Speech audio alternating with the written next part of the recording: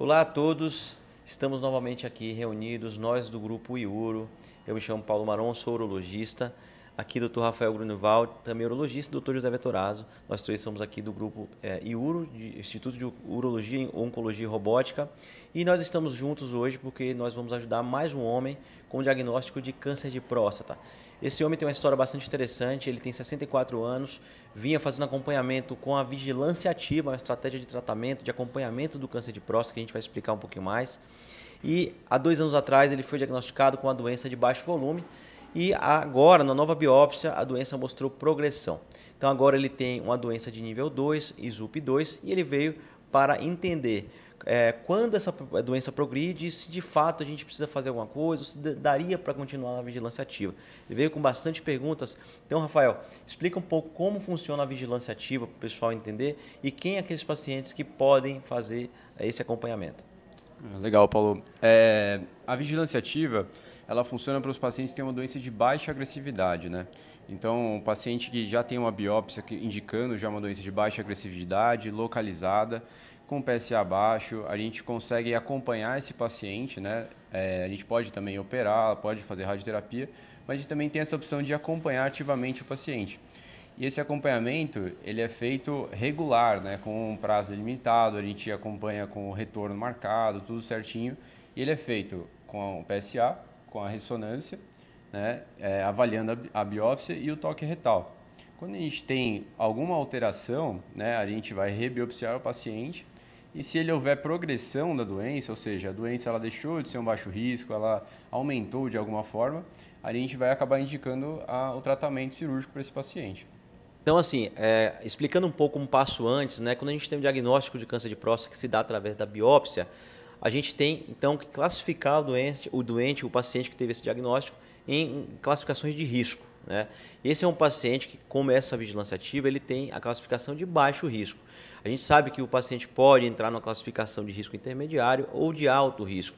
Isso depende de valores de PSA, de valores do toque retal, né? Dependendo do tamanho, da extensão da doença no toque, na ressonância, e no critério de biópsia mesmo, que a gente sabe que tem a classificação ISUP, que é aquela que vai de 1 a 5, ou Gleason. É muito comum os pacientes chegarem na dúvida, Gleason 6, tem um cálculo que se faz a 3 mais 3, 3 mais 4, por aí vai.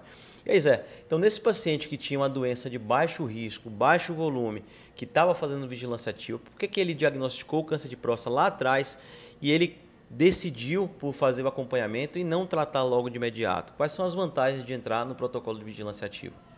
Paulo, nós aprendemos ao longo dos últimos anos que o câncer de próstata se comporta de maneira muito diferente em cada paciente. Então a gente sabe que, por exemplo, pacientes com doença de baixo risco, como o ISUP1, o Gleason 6, né, que é o 3 mais 3, muitos desses pacientes acabam que não vão ter nenhum tipo de problema causado por essa doença ao longo dos anos. Então, anos atrás, a gente pegava todos esses pacientes e fazia cirurgia para retirada total da próstata. Inclusive era cirurgia aberta, que tinha uma recuperação lenta e podia trazer problemas na qualidade de vida do paciente. Quase todo homem que vai ao urologista depois dos 50 anos já sabe que falou em próstata, pode ter algum problema relacionado à continência urinária, ao controle da urina, e se for cirurgia para tratamento do câncer de próstata, pode sofrer algum problema de ereção. Então você pegava muitos homens que não iam ter nenhum problema pelo câncer, fazia uma cirurgia que às vezes deixava ele usando fralda, deixava ele sem ter ereções. Felizmente hoje a gente mudou tanto na qualidade do nosso tratamento cirúrgico,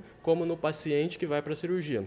Então a gente pode pegar alguns pacientes com essa doença de baixo risco, inicial, localizada numa área pequena da próstata, que tem um PSA baixo, em geral um PSA menor do que 10, que tem uma ressonância que não mostra sinais de maiores complexidades, um paciente que tem um exame físico não alterado ou pouco alterado, e oferecer para ele esse tipo de acompanhamento. Isso é feito em qualquer lugar do mundo, é a primeira estratégia para os pacientes que têm um câncer de próstata de muito baixo risco ou baixo risco, que são essas doenças bem iniciais. E com isso você então poupa muitos homens de eventualmente passarem por uma cirurgia e possivelmente ter algum tipo de complicação relacionada a ela, principalmente alterações de ereção e alterações de qualidade de vida, de controle da urina. Então você faz com que o homem continue tendo o câncer num estágio muito inicial, sem nenhum tipo de intervenção, cirurgia ou radioterapia, vivendo a vida normalmente, sem possíveis sequelas desses tratamentos, só que ele está sendo vigiado, daí vem o nome vigilância ativa, ele está sendo acompanhado de perto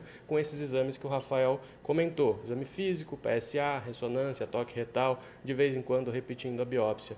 Então, a vantagem seria não fazer intervenção em um paciente que não vai ter problema no futuro por causa dessa doença. A gente sabe que 50% dos homens, mais ou menos, em algumas séries de casos, até 70% dos homens, ficam livres de progressão da doença em 10 anos. Então, acho que é considerável aí o possível benefício desse tratamento. Mas, como tudo, tem vantagens e tem as desvantagens, né? Então, comenta para o pessoal o que pode ser uma desvantagem, por exemplo. Eu ouço muito o paciente falar assim, mas agora eu tenho 60 anos, não tenho problema no coração, não sou diabético, não tenho nenhuma doença grave. Daqui 5 anos, 10 anos, eu posso ter infartado, eu posso ter algum outro problema de saúde, melhor é operar agora. Então, sempre tem essa questão, como é que você enxerga isso e avalia com seus pacientes as desvantagens da vigilância ativa? Eu acho que assim, é importante deixar claro, né, que os critérios que tiram o paciente desse acompanhamento são basicamente 2. É quando a doença progride, que é o caso desse paciente, ou se em algum momento da estratégia o paciente decide por sair do protocolo. Isso pode acontecer por vários motivos, e um dos principais é a ansiedade dele a respeito desse assunto. Primeiro, doutor, eu quero resolver hoje porque hoje eu tenho saúde, né? Eu estou em plena saúde, esse é o primeiro ponto. Segundo, doutor, eu quero resolver hoje porque eu estou psicologicamente abalado com essa doença dentro de mim. E se eu perder o timing, o tempo certo de tratar essa doença, né?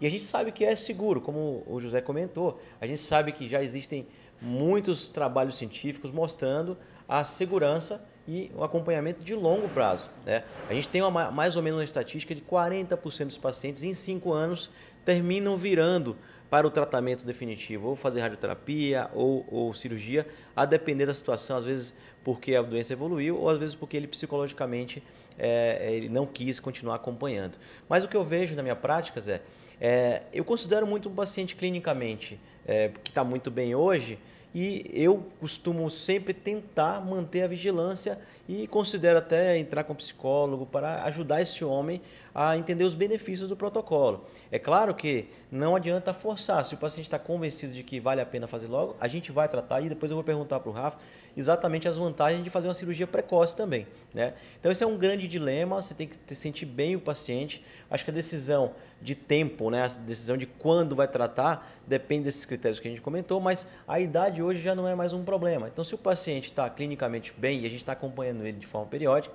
não tem problema ele operar com 60 anos ou com 75, muitas vezes ele tem a mesma performance ali do ponto de vista de recuperação operatória. A nossa cirurgia evoluiu muito, né? Hoje a gente oferece cirurgia robótica para a maioria dos pacientes, é um procedimento menos invasivo, o risco de sangramento diminuiu muito com esse tipo de tratamento, os pacientes acabam ficando internados no hospital em média 24 a 48 horas após a cirurgia, então os pacientes têm uma recuperação muito mais rápida do que antigamente. Então essa questão da idade, se tem 60 anos ou se tem 70 e é ativo, clinicamente está bem, praticamente não vai impactar muito no nosso tratamento. E só voltando um pouco, acho que outro detalhe que a gente tem que levar em consideração no momento de tomar essa decisão de acompanhar é o acesso que esse paciente vai ter aos exames e ao urologista. Não adianta falar que vai fazer vigilância ativa e aparecer no urologista somente a cada 2, 3 anos, né? Então tem que conseguir fazer PSA, conseguir fazer ressonância de vez em quando, eventualmente antecipar uma biópsia se tiver alguma alteração e manter essa frequência de avaliação com o urologista para que seja feito um protocolo adequado, porque às vezes a gente vê aquele caso de um paciente que teve o diagnóstico há 5 anos, falaram que era baixo risco, que ele podia continuar acompanhando, e aí 5 anos depois ele vem para fazer de novo o próximo PSA, ressonância e tudo mais. E aí muitas vezes a doença progrediu e a gente acaba talvez perdendo o tempo ideal de tratamento desse paciente. Ou seja, não basta querer, né? Precisa ter realmente poder participar do protocolo de vigilância. Rafa, aí falando da cirurgia num momento assim, um paciente doença de baixo risco, risco intermediário, que optou por fazer o procedimento agora, conta para o pessoal as vantagens. Primeiro, se a gente tiver acesso à cirurgia robótica, né, que hoje cada vez mais amplamente utilizado, e o fato de ser uma doença mais inicial, a preservação que a gente consegue ter, e também uma cirurgia menor, porque a gente não precisa fazer uma linfadenectomia mais ampla, né? Sim, com certeza, né? Quando você pega um paciente na doença inicial, né, essa doença de baixo risco, que a gente pode fazer a vigilância ativa, a gente também pode fazer cirurgia, né? Nesse caso, por exemplo, do paciente não querer, ele quer, muitas vezes, né, a palavra câncer, ela assusta o paciente fica psicologicamente abalado, e a gente opta por cirurgia mesmo no paciente, às vezes, que tem indicação para vigilância ativa, né? E essa cirurgia no paciente de baixo risco é uma cirurgia muito mais preservadora, principalmente com a robótica, né? A gente consegue fazer uma preservação maior dos feixes, né? A gente consegue deixar o paciente muito mais continente no pós-operatório. A chance disso acontecer, ela se eleva em comparação com um paciente de alto risco, um paciente com uma doença já avançada, que já, vamos dizer assim, saiu da próstata, né? E o tempo cirúrgico também é menor, né, Paulo? A gente não vai precisar fazer linfadenectomia na maioria das vezes, então isso diminui o tempo cirúrgico, melhora a recuperação do paciente, o paciente consegue ir de alta mais rápido, tudo isso é um benefício também a ser considerado. Outra coisa também, o paciente está mais jovem, né? Igual vocês já comentaram, né? Então, a gente tem um paciente que ele está mais ativo, ele vai conseguir ter uma musculatura melhor já no pós-operatório, para continência. Então, tudo isso tem que ser considerado, debatido com o paciente na consulta, né? Para a gente indicar ou não a vigilância ativa. Mas eu acho que o mais importante de tudo, né, que a gente conversou é isso, né? O paciente tem que manter o segmento, né? É muito importante que ele está entrando nesse protocolo, né? E esse protocolo ele tem um cronograma adequado e tem as etapas para ser seguido. Tem que ter comprometimento, né? Comprometimento, exatamente. Bom, espero que nós tenhamos esclarecidos aqui a respeito da vigilância ativa. Esse é um caso bastante emblemático e interessante a respeito desse assunto. Falamos também aqui das vantagens de fazer uma cirurgia precoce com a cirurgia robótica, uma cirurgia preservadora. E convido vocês a assistirem nossos vídeos aqui no canal, em nossas redes sociais. Estaremos por aqui para tirar dúvida de vocês e continue acompanhando sempre nossos vídeos. Um abraço.